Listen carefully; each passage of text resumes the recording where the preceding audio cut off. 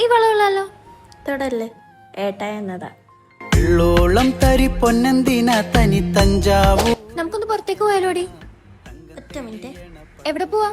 ഇപ്പൊ വരാം. കണ്ടു കൊതിച്ചവർ.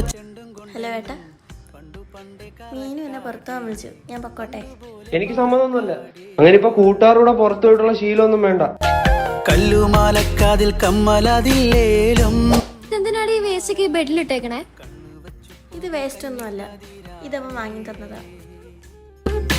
കള്ളിമുള്ളു പോലെ മുള്ളുകളല്ലേലും. അമ്മോ, ആംബുലൻസ് വിളിക്കടി, ഞാൻ ഇപ്പൊ ചത്തു.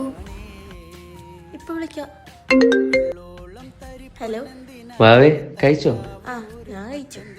ഏട്ടൻ കഴിച്ചോ? പട്ടു തിളങ്ങണ ചന്തം നിനക്കാടിയേ.